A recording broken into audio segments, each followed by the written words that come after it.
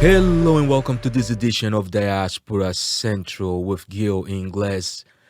My guest today is someone no stranger to the dance world. This lady puts up one of the competitions that is now involving several countries in the world, trying to showcase African culture, African dance to the diaspora. Please welcome Miss Rita Cohen. Rita, Thank you. Thank you so much. you're quite welcome. Listen, thank you for joining us. I'm so happy to be here. Yeah, it's a pleasure. It's a pleasure to have. Now let's kind of go and establish who Rita Cohen is. The name Rita, okay, it's a Latin name, right? Sure. Okay, Yeah. so let's get into your heritage. Okay, Okay. who is Rita when we talking about heritage?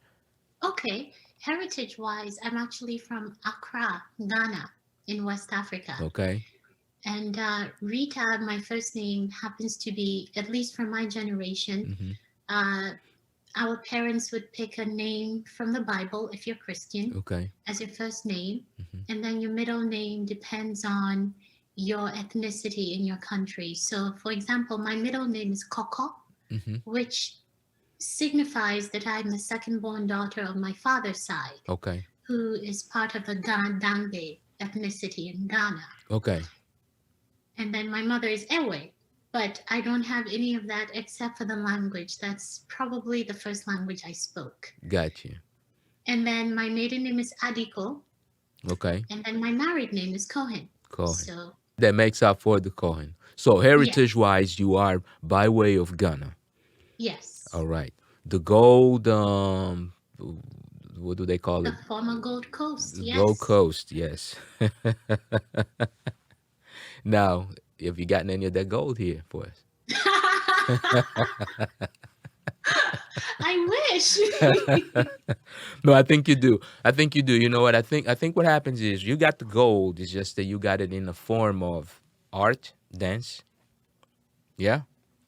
You have been Yes, showcasing. So let's get into this conversation. So you are primarily from Ghana. How long yes. did you stay in Ghana? How long did you live in Ghana? Well, I was born there You're born. and we immigrated to the US when I was almost 9. Okay. So give us one experience from Ghana that you definitely treasure even today. Oh, well, for me, growing up, Mm-hmm. I treasured the ability to leave my home and run wherever I wanted, Right. knowing that I was safe. Mm-hmm. I would be able to come right back home, or if I was lost, somebody would be able to take me home, direct me home, and I would be safe. Okay. That is the one thing that I truly, truly miss. Right.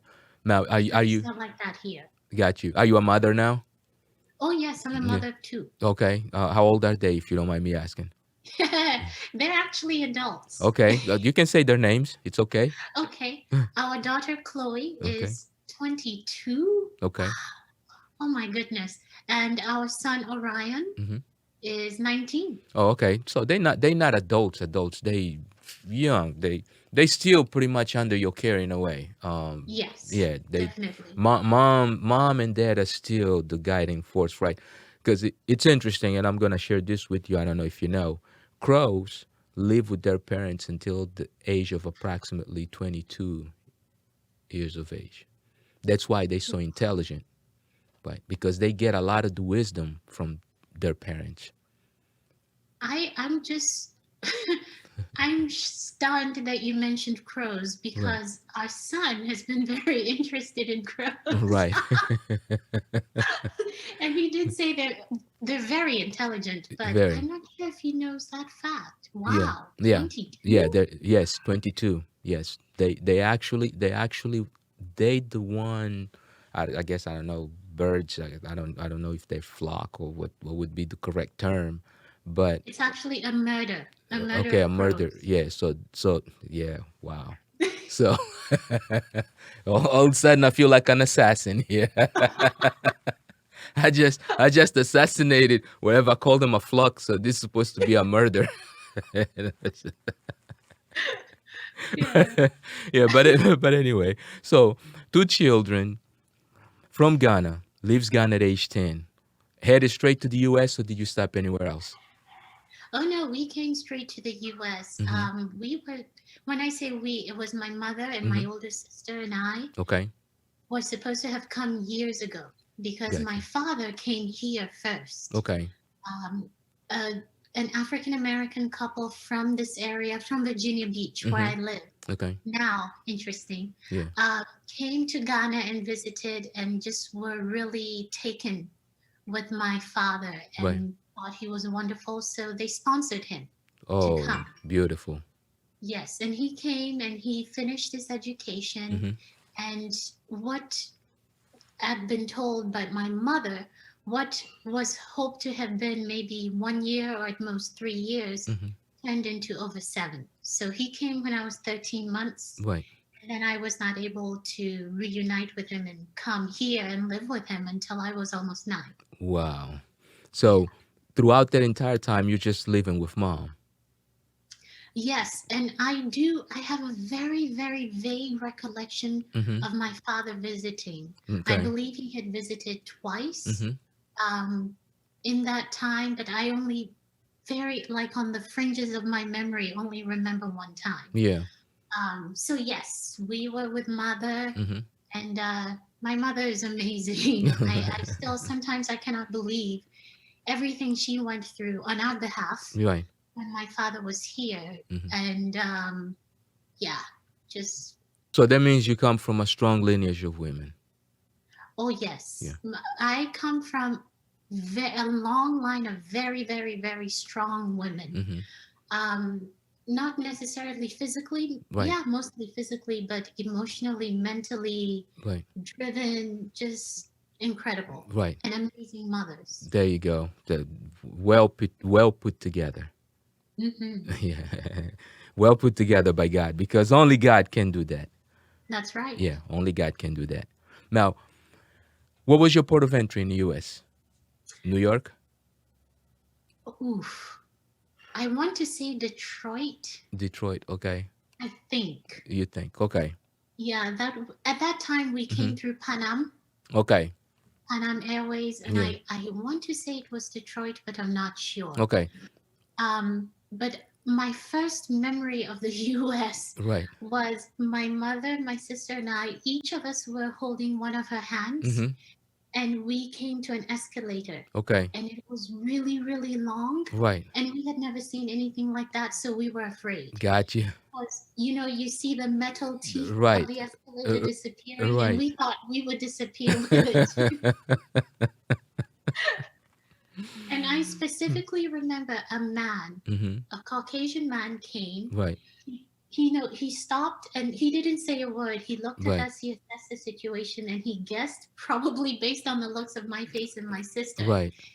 So he motioned for us to watch him, Okay. and then he went down the escalator and then came back up, and then he's like, "See, I'm alive." You go. So then we went down. Yeah. That's great. There's always someone willing to save the day, and that's important. That's community right there. Yes, That's community, and that's one of the things that you are doing where you are right now, right? absolutely. Yeah. But to get to that point, you actually ended up going to school, and you had to get some sort of training, formal training, in order to become who you are now in the region where you are in Virginia Beach or Yes. Norfolk, right? You can call it the Norfolk, Virginia Beach metropolitan area. Okay. It's not quite metropolitan, but Gotcha. Virginia Beach is the largest city in Virginia. There you go. Okay. Yeah, that's the city of Ted Riley, so we just call it. Yes. Yeah, we call it Yes. Virginia Beach. And Pharrell Williams. Yes, Pharrell. Yes, Pharrell. That is true. Yeah, and Yeah. wow, Ted Riley, Pharrell. Actually, Missy Elliott. Yes. Um, She's from Portsmouth, but it's right. the same area. Timberland. Yes. Right. Yeah. A lot of urban musicians or producers and influential people in that area. Mm-hmm. Yeah. And now Rita Cohen. Woohoo. Yeah. Now you choreograph also, correct? Correct. Okay, so give us a true title that would describe who Rita Cohen would be. Oh my goodness. I I believe I'm probably three or four women in one. Okay, Um, let's name all four of them. yeah, let's break it down. Yeah. So obviously, I'm a wife and mother. Mm-hmm. That's number one Right. and very important. Mm-hmm. I am a linguist and a translator. Okay. I speak. I would say I speak, if I'm remembering correctly now, Mm-hmm. 8 languages fluently, Whoa. spoken and written, and I also know very well or am very proficient in 5 others. So Right. that would be a total of 13 languages. Okay. Let's So, go. Let's go to the 8 languages. Name those 8 languages. okay, so English, Okay. and Ewe, which I had mentioned Right. before, I'm thinking is my first language, is my Yes. mother's language. Okay. Ga, Dangbe, which is my father's language. Okay. Together they speak Chi. Okay. Yeah, which is And there's Ghanaian. also Ga, Okay. which is the city of Accra, the capital city of Ghana. Okay. Ga is the Ga people. Accra is their capital of Okay. their kingdom. Okay. So yeah, there's that. And then I speak all the Romance languages, so Spanish, Italian, French. Okay. I also speak German. Okay. Yeah, so oh, that was 9. Nine. Okay. Yeah. Wow. Look, I tell you right now, I respect anyone that speaks German. It's interesting. Seriously, it's interesting enough. I consider myself someone who can pick up a language very easily, but German is being one of those in which the pronunciation for me is being difficult. And I don't know if it is because I learned English first. I probably should have learned English, I guess German first and then gone into English. I don't know. It seems very heavy. Well, it's interesting that people say that, and I think when people say that, it's usually because they're stuck on the consonant clusters. Gotcha. In German, you can have SCHL Right. all together Right. as one Word. syllable Right. in one word. Yeah. So it can be very, at least to the eye and therefore Yeah. to the brain, it can be very imposing. But if you think of German, Mm-hmm. almost like as English, because Yes. English is Yes. from German, Yes. it's from Yes. German. Yes. Yes. I think it's a little easier if you Okay. think of it that way. Okay, that's definitely one of the things. Well, what was let's take a quick break, and when we come back, I want to go into the subject of where you went to school and things like that. Okay, so if you're just joined us, you're listening to Diaspora Central with Gil Ingles, and my guest today is Miss Rita Cohen from Virginia Beach, joining us remotely via Zoom. So let's take a look at some of the great things that Rita Cohen does in Virginia Beach. We'll be right back in a few minutes.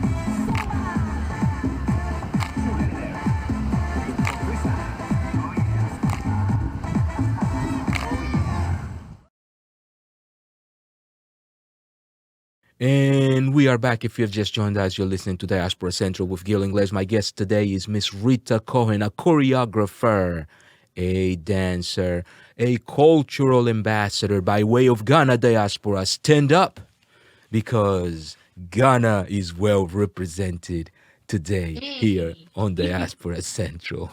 She is a Ewe, and what's the other one? Ga or Gadambe? Okay, Agadambe. Yes. And Very typical combination. yeah, but most importantly, she's a person that speaks 9 languages fluently. Woo. I think the next time I have an intro to doing different languages, I know who to reach out to. Because to be honest with you, I think I will do that, because eventually I'm going to have to do that, right?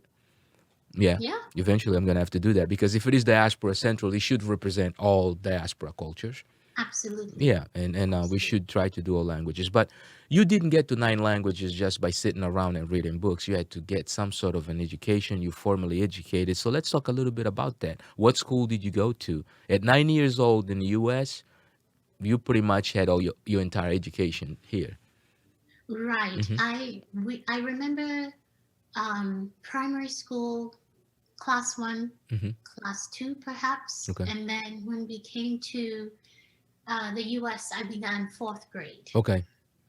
Now, So I began elementary school, or the second half of elementary school here, and mm-hmm. then everything else was here. Got you. Who was your most influential teacher in Ghana during primary school?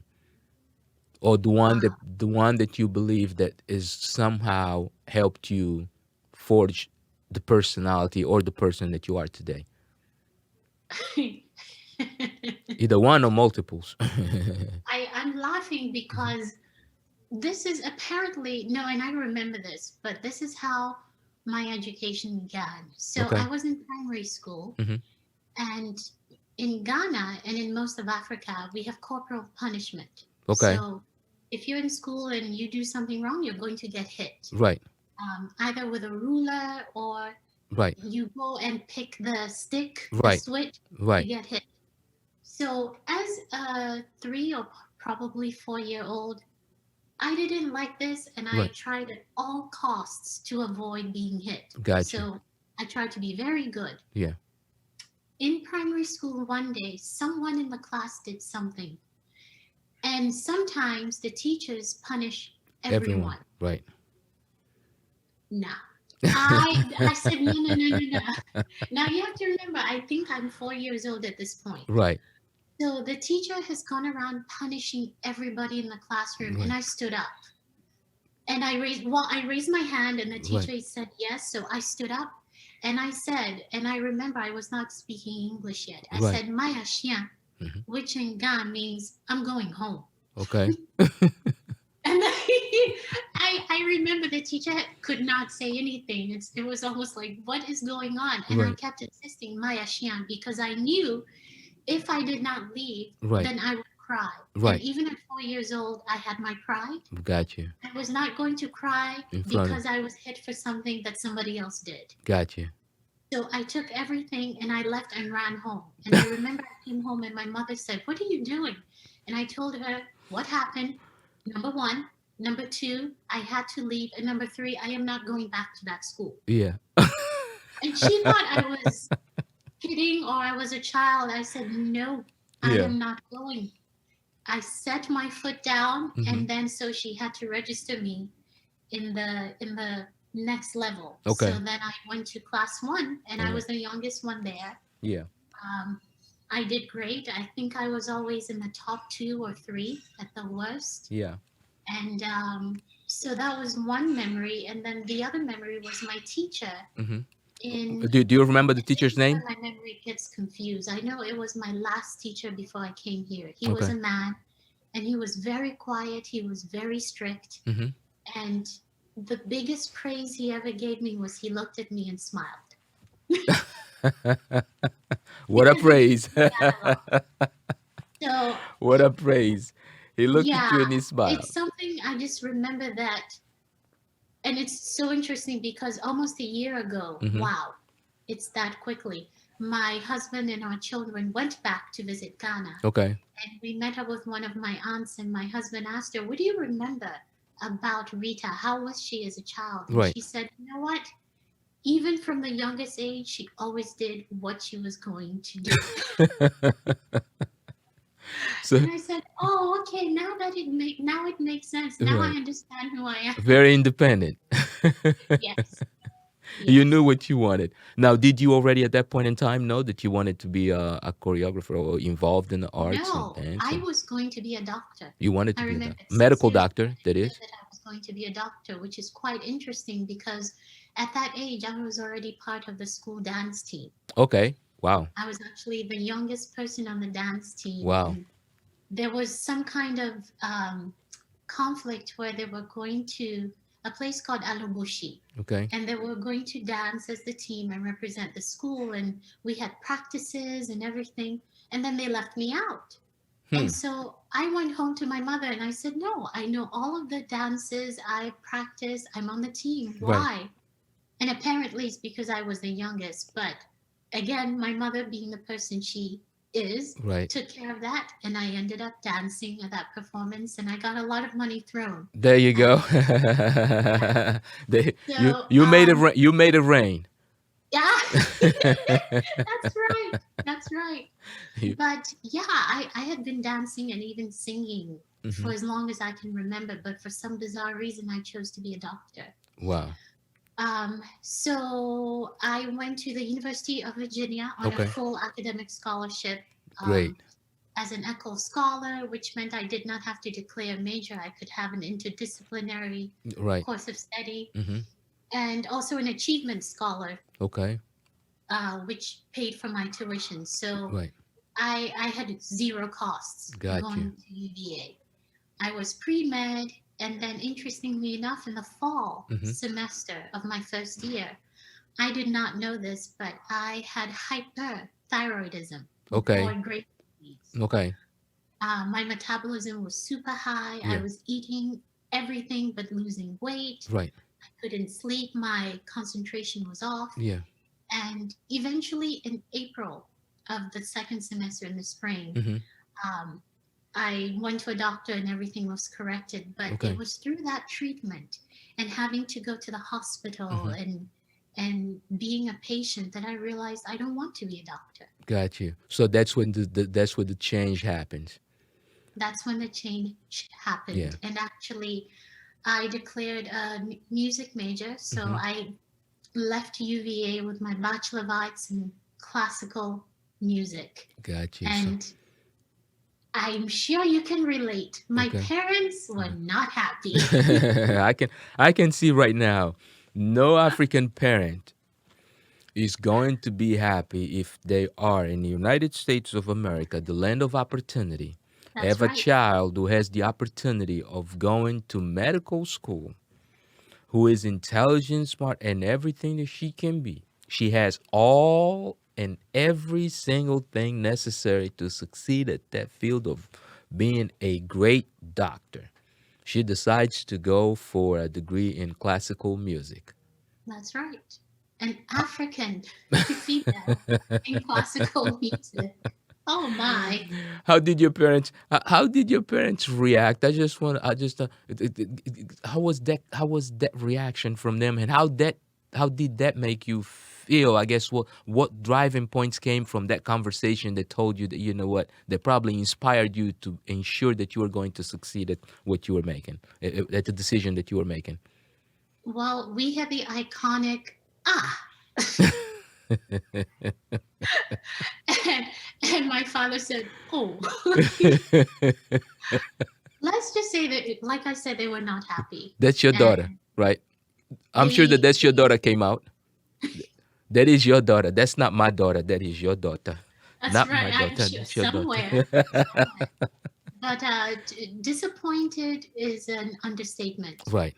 Um, but at that point, Hmm. I had realized that I was just not interested, especially in the prerequisites Right. for medical school. Right.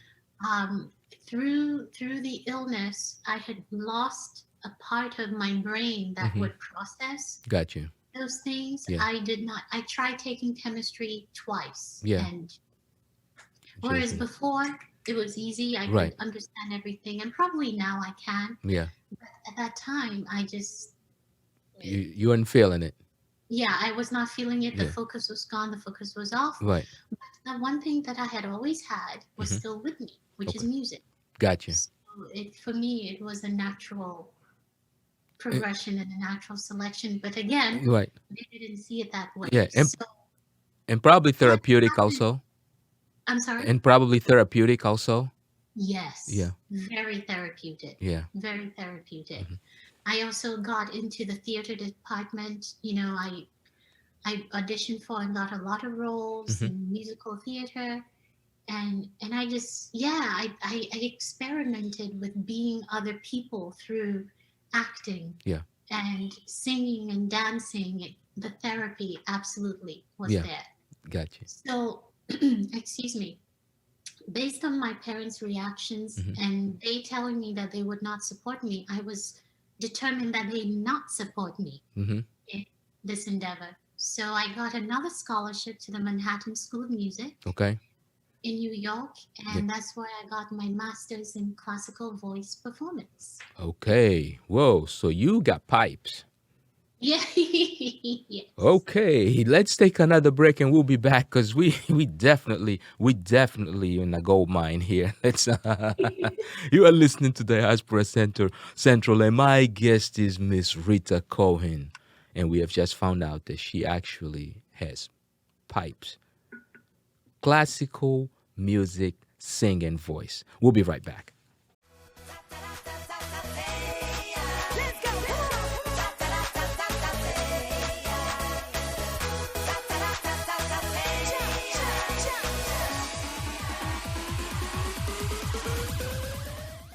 I had no idea how much of an impact Louise would have on my life when I first met her in the summer of 2007.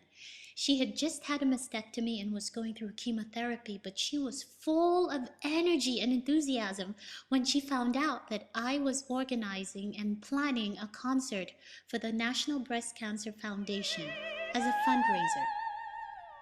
She helped me advertise and invited all of her friends to the concert and helped me raise over $1,100 for the cause.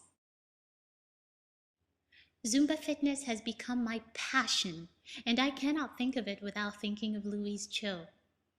Even though by early 2008, the cancer had taken over her body and rendered her physically inactive, she still told me about Zumba fitness, leading me to my first class where I fell in love and decided later to become an instructor. It has made me happier and healthier, and as an instructor, it has enabled me to make other people happier and healthier as well. I will party for Louise Cho and all the other victims and survivors of breast cancer.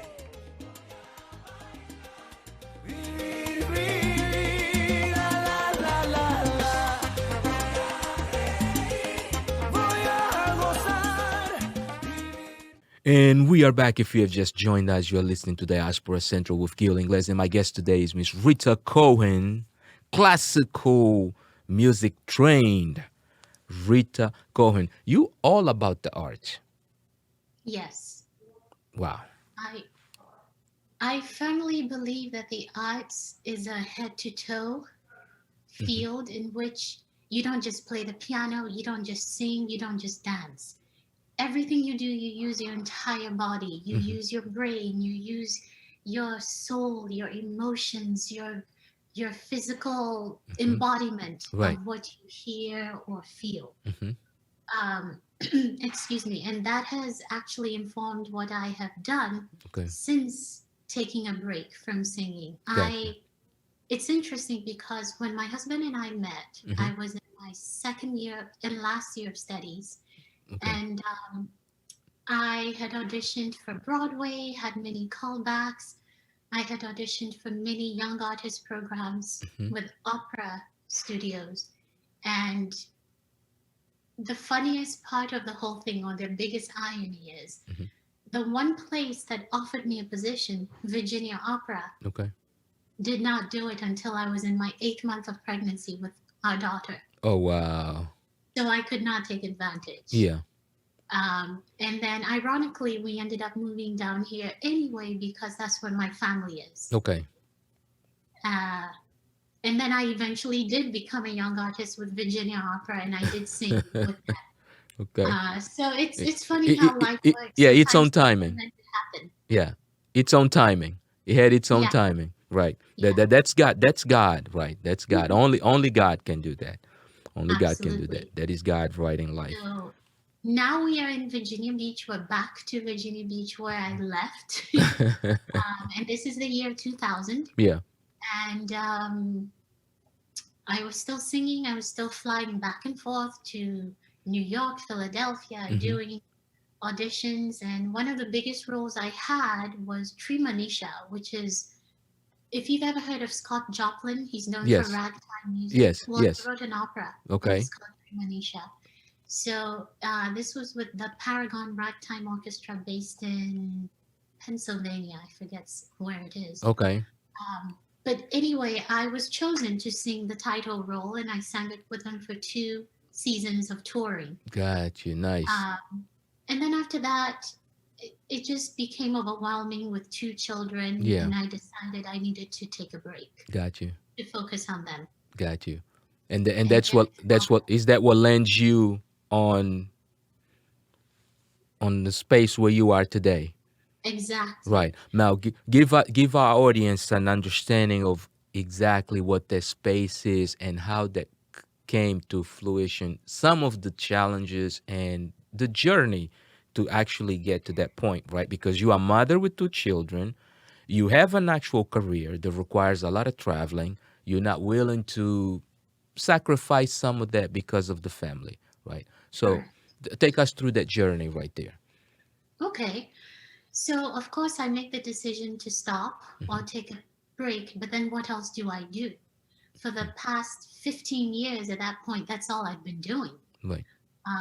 And pretty much all I know since I was a child. And to get back to the languages Hmm. very, very quickly, Yes. it's a huge component of classical singing. Okay. So I was raised, English was my fifth language, and I also was used to hearing French because my mother is originally from Togo. Oh, So her okay. brothers, my uncle spoke French around me. Right.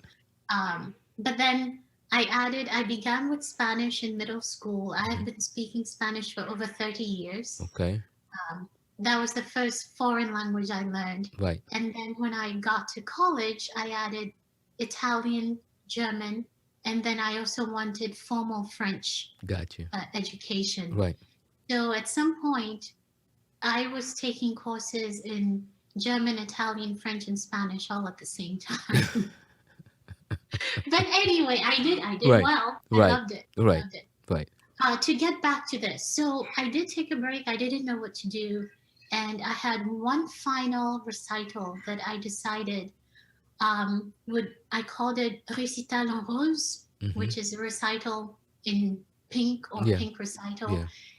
because it would be all female composers, Got you. and the proceeds would be donated to the National Breast Cancer Foundation. Okay. In the process of doing that, I met a breast cancer survivor Hmm. at that time. Actually, she was literally just beginning her treatment. Okay. And You can mention her name if you want to. It's okay to mention names if you're well, comfortable doing it. Yeah. the memory of Louise Cho, Yeah. unfortunately, she did pass away. All right. But she's the one who introduced me to Zumba. Hmm. Excuse me. Hmm. And I fell in love with it. That was 12 years. It will be 13 years, actually, 13 years ago. Hmm. I took classes for over a year, then I became licensed, and then I began teaching. Okay. And one of the things that people always loved was when I created my own African routines. Okay.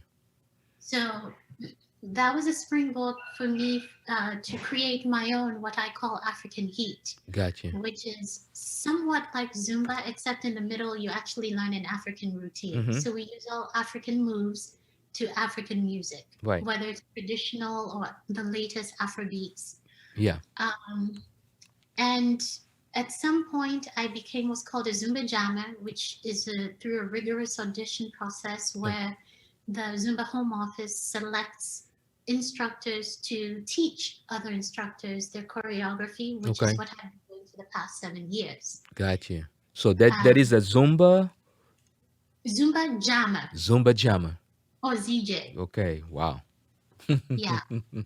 And then from that, I'm not sure if it's directly from that, but I also was chosen to become a presenter Mm-hmm. at the convention, the Zumba convention, where we have thousands of instructors from all over the world convene in Orlando, Mm-hmm. Florida.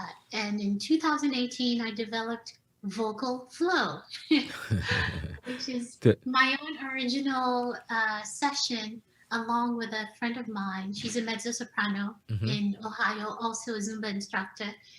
And we came up with a session that would teach Zumba instructors how to protect their voice, Okay. project their voice, and prevent voice loss. Right. So it's vocal health in and out of the fitness studio. Yes.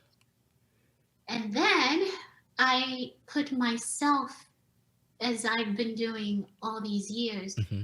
really into Zumba by creating and presenting Aquaba, Welcome to Ghana. And Okay. that was also in 2019. And of course, in 2020, I was supposed to return and do all two, Gotcha. as well as the jam sessions presenting Right. the choreography workshops Gotcha. for the instructors. But thanks to the pandemic, Right. that did not work out.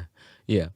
Um, in 2017, I decided that for the rest of my life, I wanted to devote myself to my motherland, Africa. Big And decision. I wanted to create a space or an organization where we could come together, whether you were born on the continent or in the diaspora. Okay. And that's where I am now. Right. It kind of began organically. I had a group of African friends, Mm-hmm. then it spread, and now, as you know, we've done competitions. Yes. Yes. And I've also created an African cultural program or Okay. program series for three different levels. I Mm-hmm. have African story time for the youngest, Okay. including family. I have African dance for Mm-hmm. middle school, and then African heat for high school and beyond. Right. And the focal point of all of those three things is you dance, but you also get African education unwittingly throughout the process. Got you. So in other words, it's basically another way of educating people about Africa, on Africa, while Yes, dancing. Yeah, yes, which is great. Now let's get into TACA, which is one of the programs that you run through yes, your organization. Because at that point, you definitely, I guess, the biggest accomplishment that you needed to do was to be able to stay home, cater to your family, and still have professional engagement and nurture your community right at home. And I know the Virginia Beach at that point, there's not too many African things happening, right? You're one of the pioneers of this movement in that region. yes. Actually, there are many Africans here. They're Hmm. just in their own pockets. Right.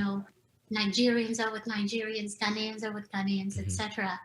And I said, we are in an age where we really need to work on coming together Right.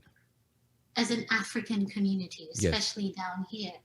So I went to a family friend. He's Ghanaian and he owned a grocery store at the time. Okay. So he knew everybody because all the Africans go to buy groceries there. Right. So I got a list of all the different Families. Africans in the area as Hmm. far as like leadership. Right.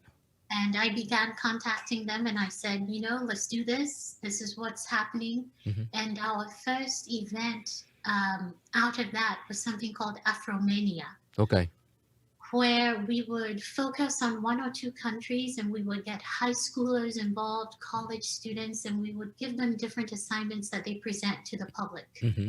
which is free. So you end up having, we've had two fashion shows for each of them, Hmm. spoken word, Okay. and we assigned, last year what we did, well, it was actually this year in February, we had, I believe, 3 different high schools participating, Okay. and we assigned them 2 or 3 notable figures of Mm-hmm. Black history, Okay. whether they were born in Africa Right. or in the diaspora. Gotcha. And they did a research on that, and then they presented it in front of the community. Yeah. And it was wonderful because not only did it empower them Mm-hmm. to learn more about Right. their culture and the ethnicity, which in many cases they've been deprived. Yeah. And we all know why. Yes. But it was wonderful to have them have the opportunity to do that, Right. and to also educate us, because there's so much that we don't know. Right. It's out there. Quite true. So it was a wonderful experience. And then we had dancing, of course, Yeah. in many different formats. And then we had food at the end. Right. So whichever country was being presented, we Mhm. tasted the food. We've had Morocco, we've had Sierra Leone, and in February we had Kenya. Right. So that was So, wonderful. so basically, you entail a full showcase of a culture whenever you hit that specific country or region of the continent. Absolutely. All right, Yeah. let's take another quick break and take a look at some of the images of this program that you have just talked about, and we'll be right back in a few minutes. Let's go to Africa. African story time. Let's go to Africa. African story time. Let's go to Ghana, Morocco, Botswana, Lesotho, Zambia, Nigeria, then Angola, Togo, Kenya, Congo, South Africa, Zimbabwe, even Liberia. Let's go to Africa. African story time. Let's go to Africa. African story time. All right, and we are back. If you've just joined us, you're listening to Diaspora Central with Gil Ingles. My guest today, Rita Cohen, the head and CEO of TACA. Tell us, Rita, what exactly is TACA?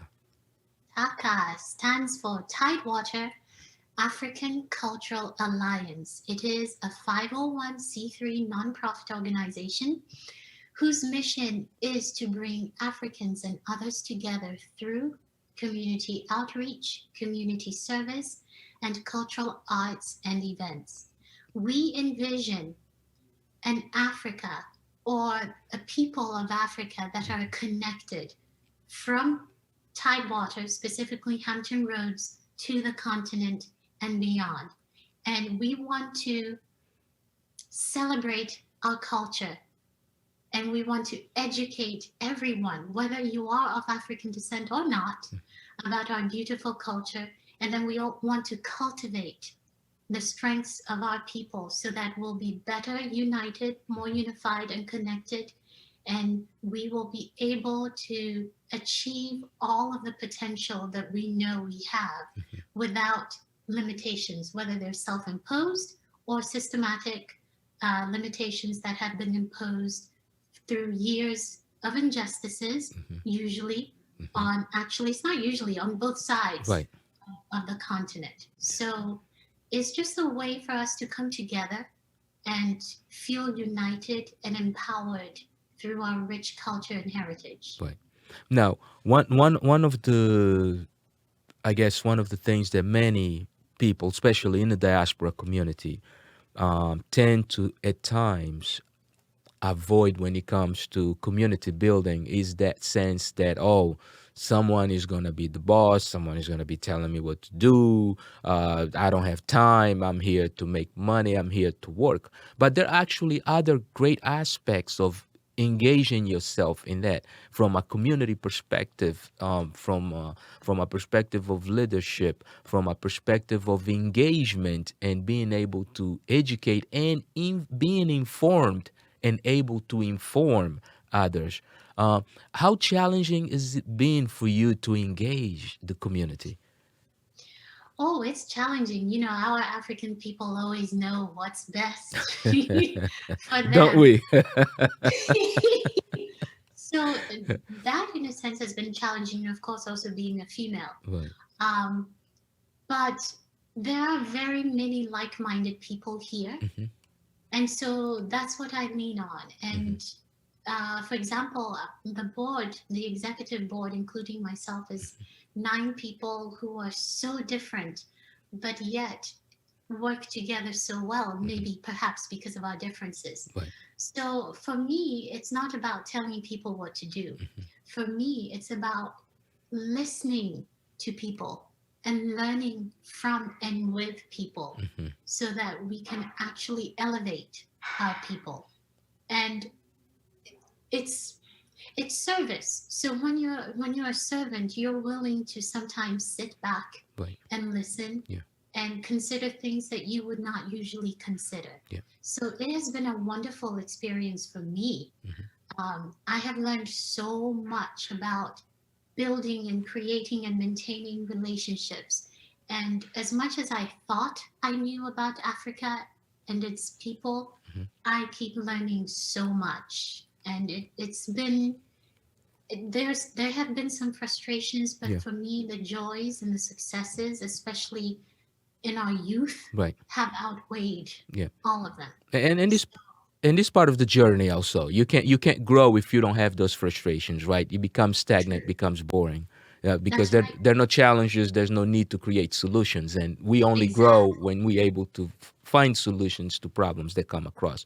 Now, one other thing in regards to what you do, you are in a city where there's actually an HBCU, and an HBCU that has a lot of influence in the diaspora community. Tell us a little bit about your engagement with that HBCU and some of the initiatives that you have.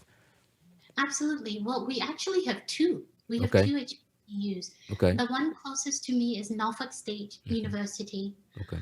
Um, and that's my father actually went there and graduated from there. He Right. has his master's in accounting Hmm. from there. Um, it, you know, What is the not, second one? I'm sorry, not to cut you off. What is the second one?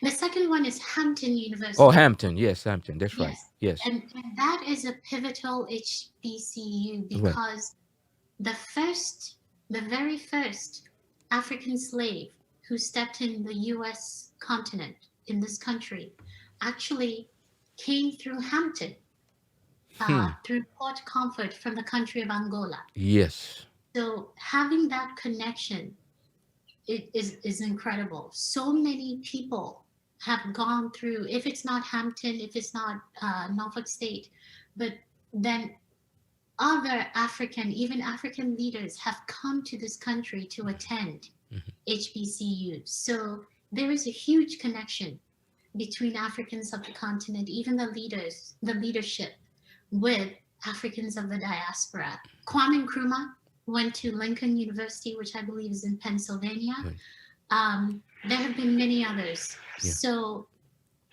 having the presence of two, not just one, but two Hmm. HBCUs is incredible because there's so many resources there, Right. and there's so many students and professors who are interested in the African culture because of their African studies departments. Okay. So that has been a blessing. And actually, just recently, Old Dominion University, which is not an HBCU, Hmm. asked TACA to help create their Black History Month program. Okay. So it's a wonderful relationship that Hmm. can be built Right. and strengthened even further with the presence of TACA here. Right.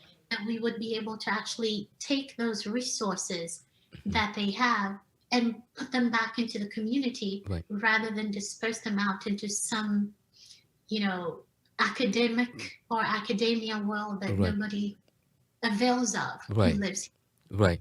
No, and which is really good because then, as you know, 2019 was labeled as, was it 2019 or 2018, the Yes, year the of year. return, right? So now it is really important about being sure that we able to bridge that gap, in order to unify the community, the culture as a whole. But then again, to unify the culture as a whole, you have to start unifying the little pockets in different areas, right? Today, you have just given me a major lesson on one thing that I was not aware of. I know the Hampton is a HBCU, but I was not aware the Norfolk State was also an HBCU. I was not Yes, aware of that. But definitely. and Yes. I grew up in Washington D.C. I lived in Washington D.C. for 35 years, Oh, and I was not aware of that. okay. Right. So Yeah, it's here. yeah. So now, and I'm sure that there are probably a lot of people out there who are not also who probably were also not aware of that. Now we understand. Okay, let's go to the one thing that matters a lot, and especially to me. You mentioned Angola, right? Yes. Right. Um, this program that you are creating for the Black History Month, is this a program that is going to include a portion of what you have just described to us in pertaining to the first slave that arrives in Hampton? Yes, actually, that's going to be the focal point and Okay. therefore the launch pad, if you want to think of it that way. Hmm. Um, I want to create something, an experience where we all become aware of that because there's so many people that live here who don't even know this. Right. So I want to create that awareness. TACA wants to create that awareness. And then from there, we want to see what has happened. Okay. So apparently, there is still someone here who's actually a businessman who's a descendant of that first Angolan slave. Wow. And then we want to see what's happening in Angola now. Hmm. And we want to see how we can connect Okay. what occurred, centuries ago to what is happening here as well as what is happening in In Angola Angola. Right. right now. Okay. Now, have you already had a chance to engage the Angolan community or individuals within the Angolan institutions, such as either the embassy or the consulate? Not yet, Okay. but we are in the process of doing that. Okay, if you can keep me to my word, I will task myself in making sure that I engage you to the Angolan institution, that I engage the Angolan institution at least so that you can have an exchange of basic conversation initially to move this endeavor forward, because I think that it is important not only for the diaspora but also for the continent. Now, another topic, definitely a dancer, the take of Afrobeat music into the commercial world. Now, one of the things and one of the complaints that I'm hearing from a lot of diasporans, especially those who have actually paved the way, is that in the process of Afrobeats going big, they are actually being put at a position of deficit because they not one recognized, two, it's almost like their platform is being taken away and given to someone else. Correct. Things that can be done to improve that, from your opinion. Well, I mean, the biggest thing, I always come from a standpoint about education. Because if you don't know, then you're going to repeat the same mistakes over and over. Right.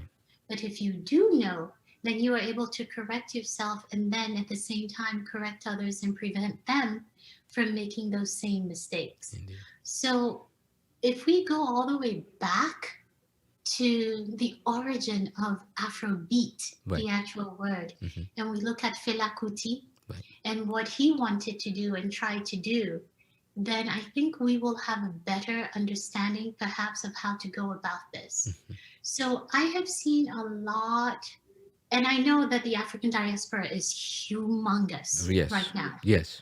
It's everywhere, Latin America, Europe, you Yeah. name it. It's popular. It's very Yeah. popular. And with technology now, it's so easy. Right. But what I would love to see happen is, for example, when a Nigerian artist has a song, Mhm. and then let's say a Latin American artist decides to remix that song, Mhm. then the Nigerian artist starts disappearing, Right. even though that is the basis of the song. Right. we need to do a better job of holding that Latin American artist accountable Yes. to making sure that the Nigerian artist is featured, and actually that the artist goes out of his or her way Right. to become more educated Right. about that specific artist, Indeed. and therefore imparts it to his audience or her audience, and creates that bridge Yes. that we're trying to build. Yes. So, and I understand that from the continent, some of us are so desperate to get money Right. that we really don't care about the consequences of our art form Right. once it's out. Right, and I think that has been the malice that, in all honesty, has left the continent in the situation and condition that it is today. Because one of the greatest failure of Africa is the lack of documentation.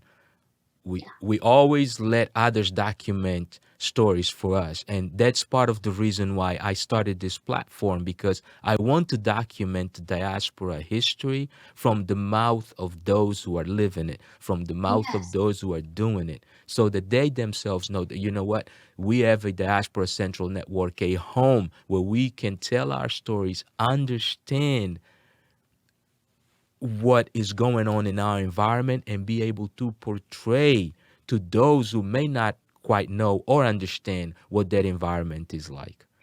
Right. Correct. Yeah. We need to be able to control Indeed. our own, whether it's art, Yep. fabric, Right. you name it. Indeed. We need to have more control over it so that we have more control over how it's dispersed. Indeed. Indeed. And, And yes, without that, then we're going to lose everything that we are known for right. and have worked so hard to accomplish. Right. And I know that you have another appointment coming up, so your alarms are already going off. And listen, Yeah. I appreciate the time that you have taken to join us. Hopefully, this is not the first and only. It will be the first of many.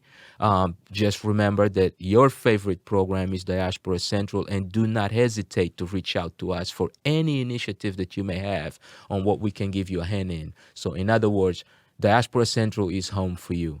Miss Rita Cohen, it's been a pleasure. The pleasure has been mine. Thank you so much for having me. All right. Muito obrigada. Yeah, muito obrigado, obrigado de nada. Listen, the pleasure was all mine. It was, take care. You too. All right, Thank you. and for those of you that have just joined us, that was Rita Cohen by way of Ghana Diaspora, and currently based in Virginia Beach, Norfolk region or area. She runs the organization called TACA that is currently doing a lot of awareness programs or heritage awareness programs in that region. Oh, Rita, what is the name of the website that they can go to get information regarding your organization? Yes, you can go to www.taca. It's like taco, but with two A's, TACA. The number is 757.org. Okay. TACA757.org. All right. So make sure to visit TACA757.org. Until next time, take care of yourselves.